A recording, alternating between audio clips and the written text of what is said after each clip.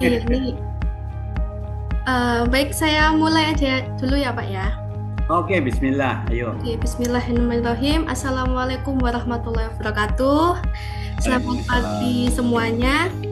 Kami mahasiswa program studi pendidikan bahasa Indonesia dari Universitas Islam Majapahit Mojokerto akan melakukan wawancara online dengan narasumber hebat kami, Bapak Aming Aminuddin, sastrawan terkenal di Jawa Timur. Dengan tema wawancara hari ini adalah Sastra, Identitas, dan Tradisi Jawa Timur, perspektif seorang penyair Bapak Aming Aminuddin. Sebelumnya saya perkenalkan, saya Dinda Wulansari, lalu rekan saya. Saya Saru Parosi, salam kenal Pak. Salam kenal.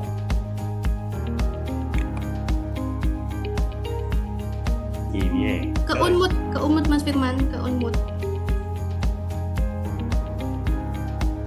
Tapi bisa didengar ya itu ya? Iya, bisa.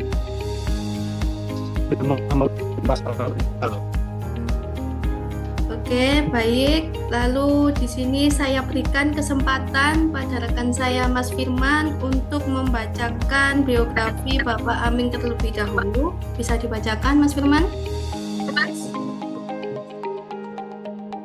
Dan membicarakan seputar biografi Bapak Aminuddin, Aming Aminuddin.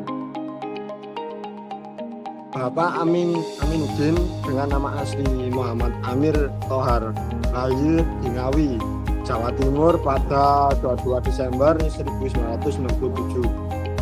Beliau ini menyelesaikan pendidikan sarjana di Universitas 11 Maret Surakarta, jurusan Bahasa dan Sastra. Sebagai penyair, penggiat teater, dan juga budayawan, Bapak Aming dikenal luas di Jawa Timur atas kontribusinya dalam dunia seni, sastra, dan apresiasi. Beliau juga mendirikan berbagai forum sastra seperti Malam Sastra Surabaya, Malasasa, dan Forum Apresiasi Sastra Surabaya. Puisi dan karya lainnya tersebar di berbagai media dan antologi nasional.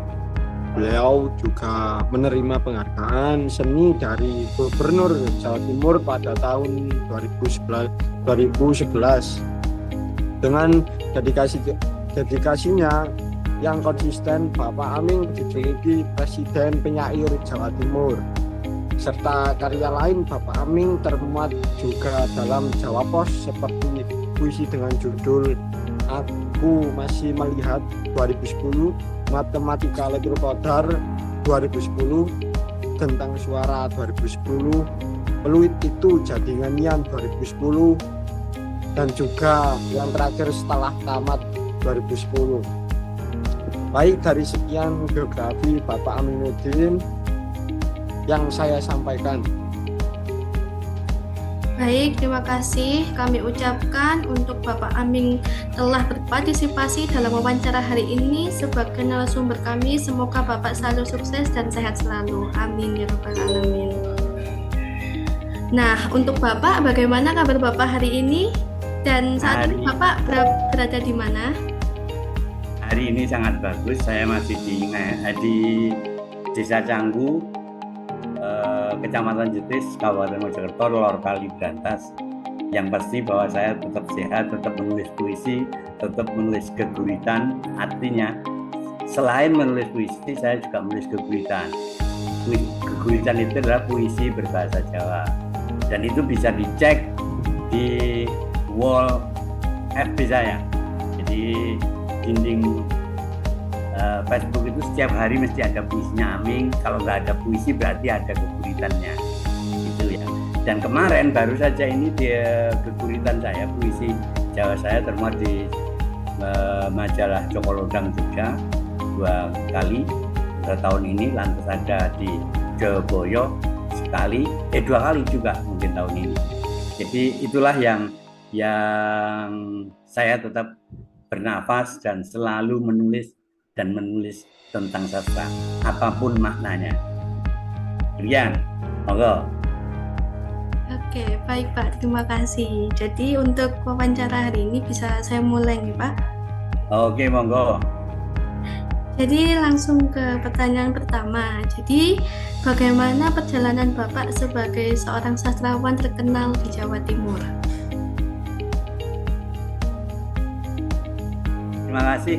Tadi sebenarnya sudah dibacakan di bio narasi tadi bahwa saya itu memang aktif di kegiatan sastra. Jadi saya pindah ke Surabaya tahun 1984, bekerja di kantor wilayah Departemen Pendidikan dan Kebudayaan Jalan Genteng Kali 33 Surabaya sebagai staf di sub bagian penerangan, dan dari situlah sebenarnya saya mendapatkan banyak hal, artinya inspirasi yang luar biasa karena di situ ada banyak orang. Zaman itu masih ada koran Pikiran Rakyat masuk di subak penerangan, ada Kedaulatan Rakyat.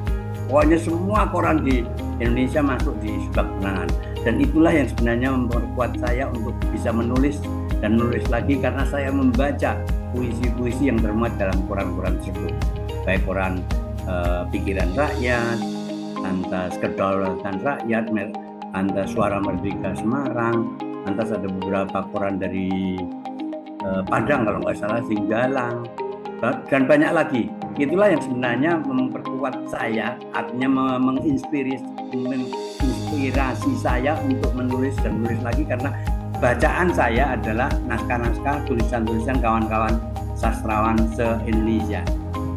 Berangkat dari situ pula saya menulis puisi itu tidak hanya di kota Surabaya dalam konteks koran-koran lokal seperti Surabaya Post, Jawa Post, Birawa dan seterusnya, tapi juga saya mengirim ke Kedaulatan Rakyat, Solo Post, lantas ada ke Jakarta itu Berita Buana, di Jawa Barat ada Pikiran Rakyat, lantas Semarang Suara Merdeka, Singgalan Kadang, dan banyak lagi. Ada Harian Fajar di Sulawesi, itu juga memuat karya-karya puisi saya.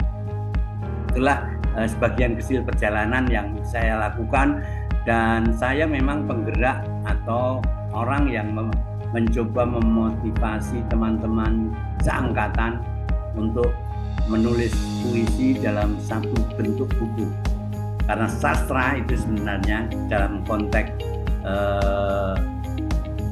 untuk diterbitkan dalam bentuk buku itu adalah yang sastra yang beneran menurut Suparto Broto, seorang sastrawan Surabaya yang sangat terkenal itu.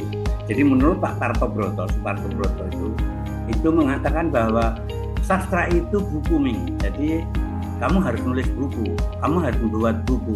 Nah, lewat itulah saya mencoba mengumpulkan kawan-kawan untuk membuat buku.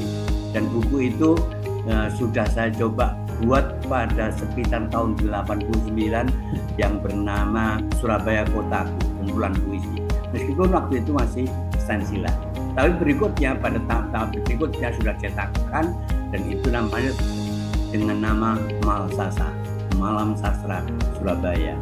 Nanti akan saya pertontonkan beberapa buku itu, tapi terlalu banyak bukunya sehingga nanti bingung boleh inyan. Saya nggak ngerti kalau ada, tapi nanti akan saya coba carikan sambil kita bincang-bincang tentang sebenarnya sastra itu bagaimana dan apa yang harus dilakukan. Dari situ juga saya kemudian di Surabaya itu ketemu yang namanya Komunitas Paguyuban Pengarang Sastra Jawa, PPSJS. Di samping saya aktif di Dewan Kesenian Surabaya, lantas aktif di FAS, Forum Apresiasi Sastra Surabaya yang berpangkalan di PPIA, Pusat Himpunan Indonesia Amerika di Dr. Sutomo. Itu langkah-langkah yang telah saya lakukan di Surabaya. Lewat Malsasa itulah saya semakin dikenal, semakin banyak mengajak kawan untuk bersastra-sastra yang notabene bahwa sastra itu adalah buku, dan buku itulah bukti bahwa saya telah menjadi penulis dalam konteks sastrawan. Kemudian Mbak, mungkin ada yang lain. Baik Pak, jadi perjalanannya cukup panjang deh Pak ya untuk menjadi seorang penulis gitu ya Pak. Banyak juga hambatannya ya sepertinya. Oke, lanjut di pertanyaan kedua. Jadi dari semua karya yang Bapak tulis ini tuh temanya tuh apa Pak? Atau ada yang menginspirasi tadi seperti Bapak ucapkan dari sastrawan sebelumnya? Terus apa yang sering Bapak angkat dari karya-karya Bapak? Bicara soal tema sebenarnya bisa beragam. Artinya bahwa menulis puisi itu apalagi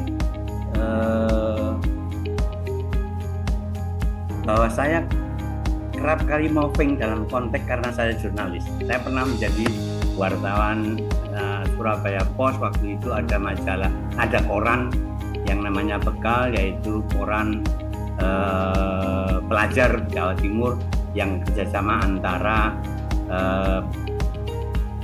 Kanwil Depdikbud Jatim dengan Surabaya Post.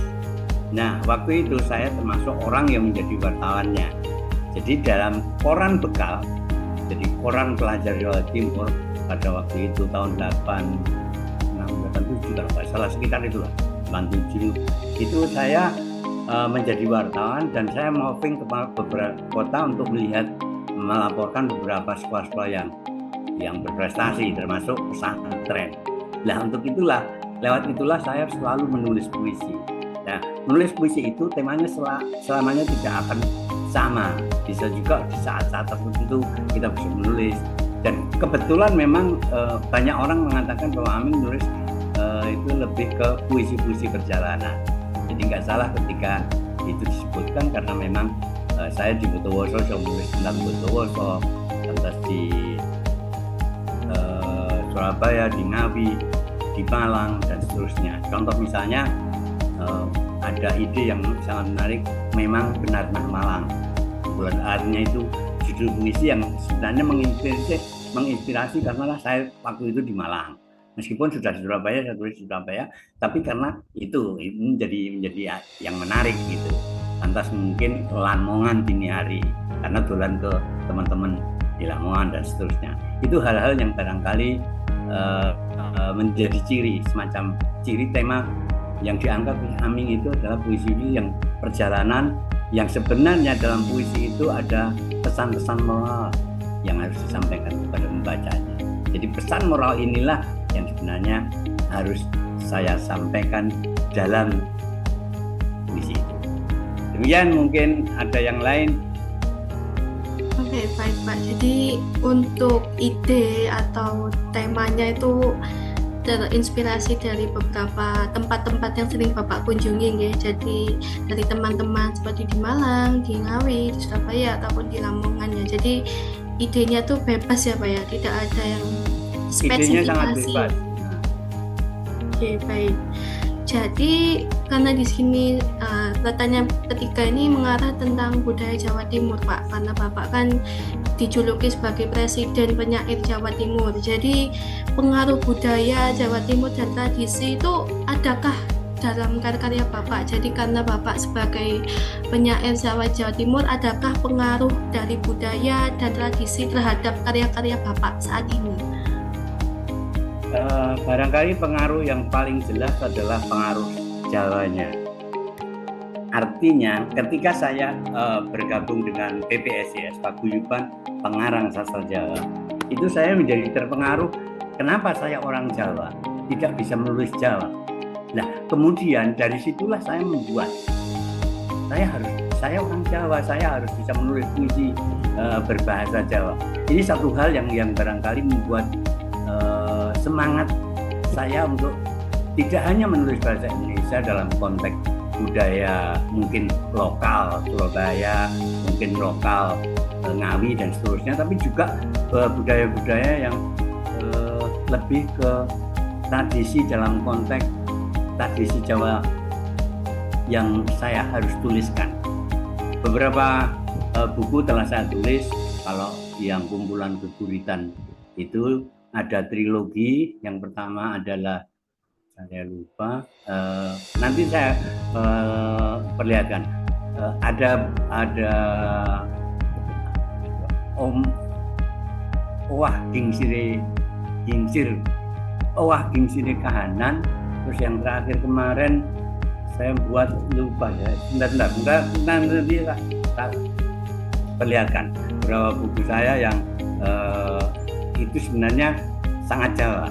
Jadi menulis dengan Jawa itulah, unsur-unsur itulah yang sebenarnya banyak mempengaruhi ketika saya sudah tidak hanya menulis bahasa Indonesia tapi juga menulis dalam bahasa Jawa. Ya, sambil tak carikan.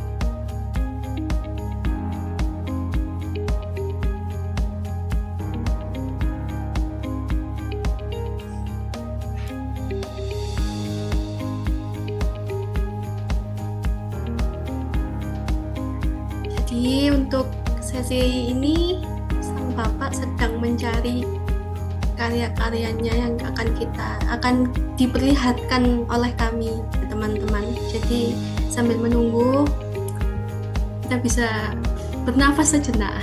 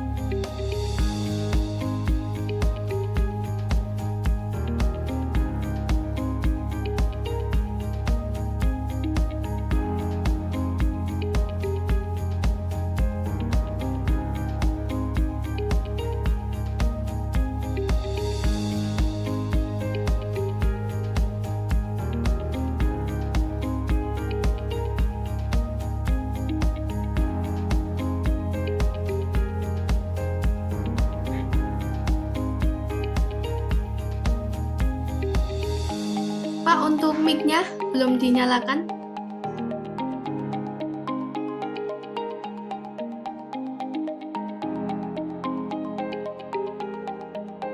Ya, oke. Ini buku-buku yang saya buat, jadi ini yang bahasa Jawa. Tapi beberapa ini yang satunya satunya apa ya, lupa saya. Saking banyaknya ini kebingungan saya. Terus beberapa hal yang pernah saya tulis bersama Paguyuban Pengarang Sastra Jawa. Kota Hati Kado, Lesat dari Ukoro, lantas ada kabar toko Mendul Mengisi dan seterusnya. Terus ada yang terakhir dari PPSD itu Gaman, kumpulan guritan Gaman. Itu memang sekian banyak penggurit baik Jawa Timur, Jawa Tengah maupun Yogyakarta. Jadi 3 provinsi ikut serta dalam kumpulan ini. Ini sandal jepit Kalini Abang, ini juga dari BPSDM, Paguyuban pengarang sastra Jawa. Yang lain pernah ikut juga kumpulan puisi bersama teman-teman Jogja, teman-teman Tembi Rumah Budaya Yogyakarta.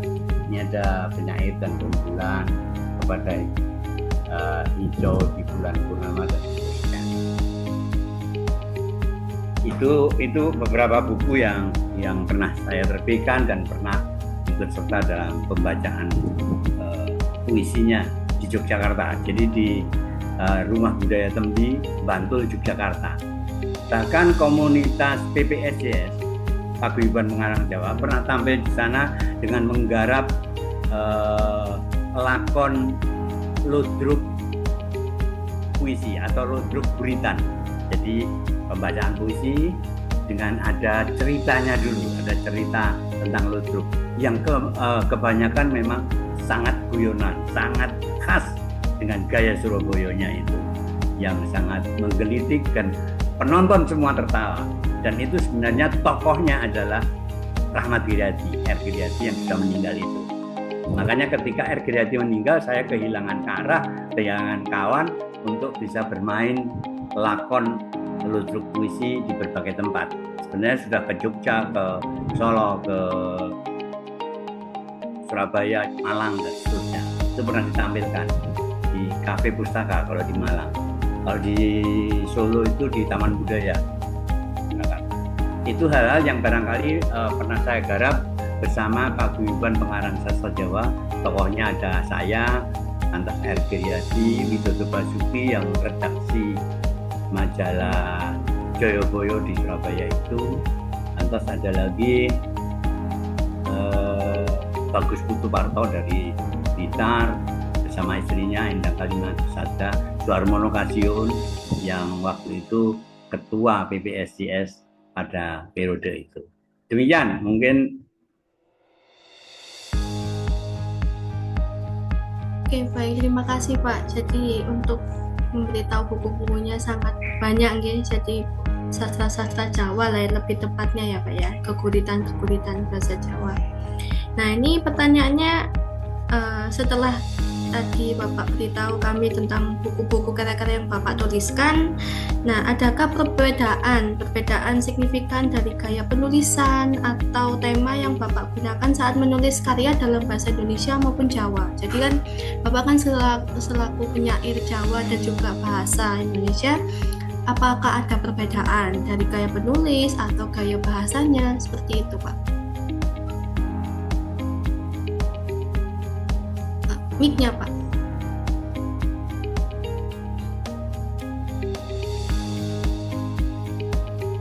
Oke, saya merasa bahwa penulisan gaya Surabaya dan berbahasa Indonesia dan Jawa memang agak berbeda, tapi sebenarnya pada dasarnya sama juga. Artinya hal-hal yang menarik di hadapan saya, hal-hal yang barangkali membuat saya tergelitik yang harus saya tulis. Bahkan mungkin semacam kritik, mungkin semacam guyonan, mungkin semacam pesan moral yang harus saya sampaikan pada puisi maupun keguritan itu. Tapi yang pasti bahwa selama perjalanan ini sebenarnya saya lebih dikenal sebagai penyair Indonesia. Tapi belakangan ketika bergabung dengan PPSJS Paguyuban Pengarang Sastra Jawa Surabaya, saya aktif di situ, dan kemudian koran dan majalah yang berbahasa Indonesia juga habis, dalam arti tidak memuat puisi. Nah, kemudian beralih ke sastra Jawa, lebih banyak ke situ. Beberapa keguritan saya termuat di situ. Kemarin baru saja termuat di Joyoboyo itu. Saya juga sempat beli majalahnya karena sekarang itu tidak bisa, majalah tidak mengirimkan contohnya, tapi hanya bentuk PDF-nya, naskahnya itu. Nah, kemudian majalah itu harus beli sendiri. Demikian. Oke, baik Pak. Jadi perbedaan gaya bahasa itu tergantung dari jenis yang Bapak tulis ya, entah guyonan, pesan moral, atau apapun itu ya Pak ya. Jadi dari situ bisa saya tanyakan. Jadi kan tadi Bapak sebelumnya pernah bilang pesan moral yang ingin Bapak sampaikan untuk kita sebagai pembaca karya-karya Bapak itu seperti apa guys. Jadi dari semua karya yang Bapak ciptakan tuh pesan moralnya seperti apa bagi kita sebagai pembaca di luar Jawa Timur maupun se-Jawa Timur.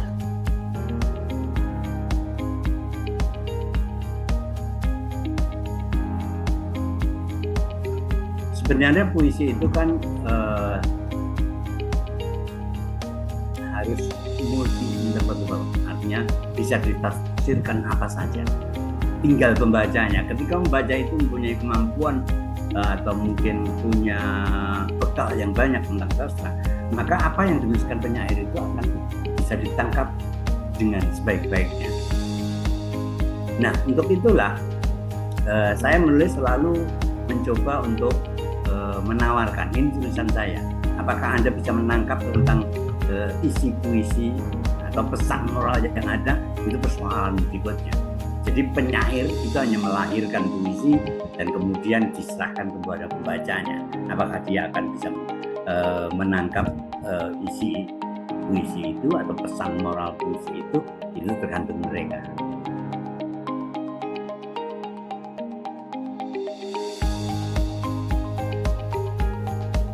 Jadi semua pesan moral itu tergantung dari perspektif para pembaca ya Pak ya. Jadi apakah pembaca mampu memahami. Ya.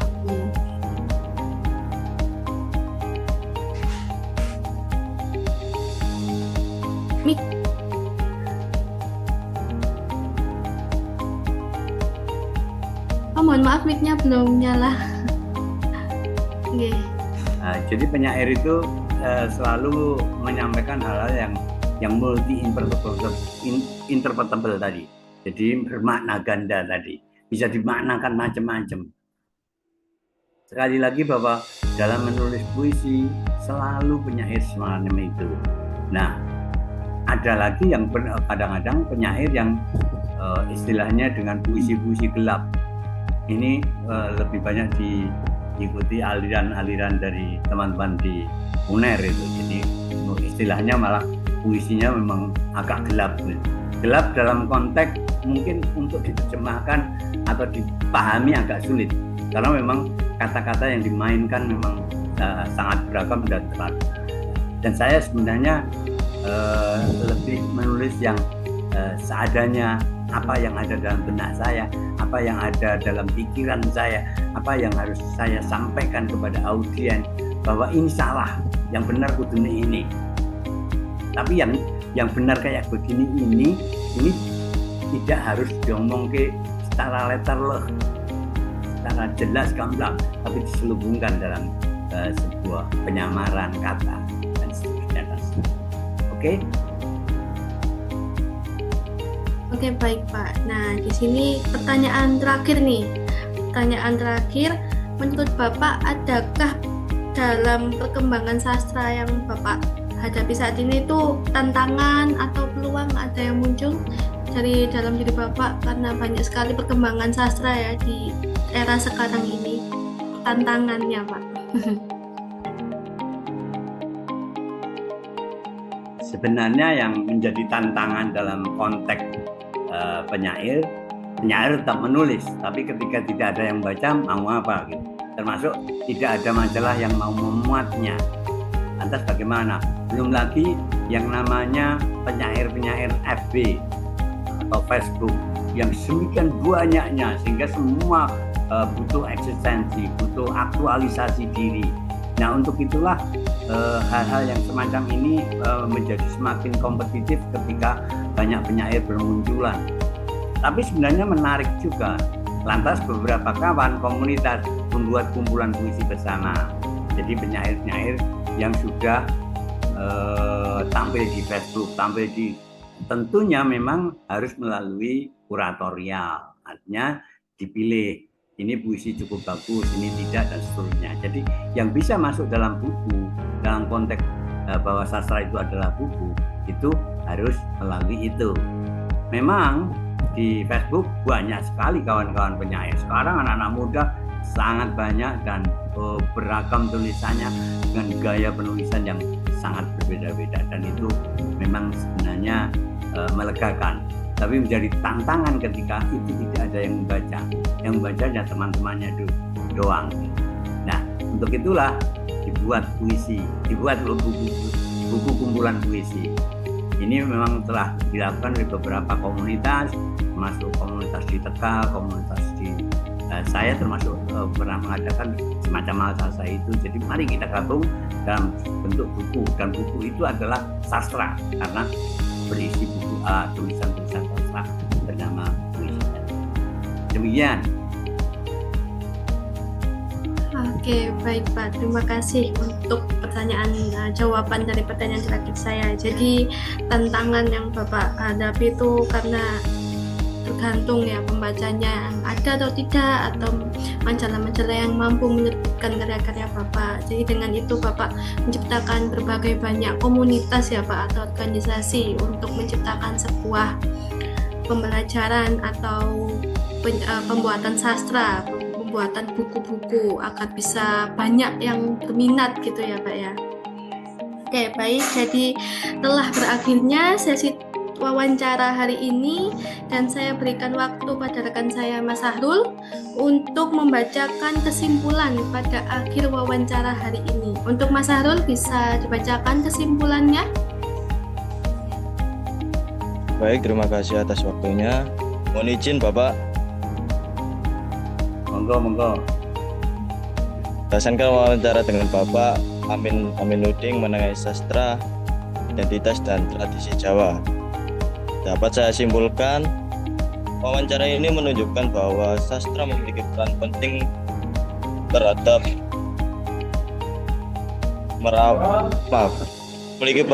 dalam merawat dan memperkuat identitas serta tradisi budaya Jawa Timur. Dalam pandangan penyair, karya sastra bukan hanya sarana ekspresi artistik, tetapi juga wadah refleksi sejarah, nilai-nilai lokal, serta pergulatan identitas masyarakat Jawa Timur di tengah perubahan zaman. Jalan-jalan ke Kota Batu, membeli oleh-oleh untuk keluarganya. Terima kasih Bapak Aming atas ilmu barunya. Semoga bermanfaat di masa depan juga.